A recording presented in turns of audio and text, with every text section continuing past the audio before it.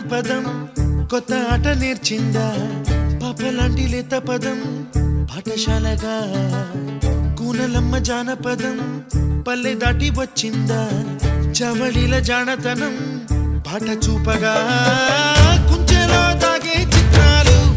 ఎదురొచ్చేలా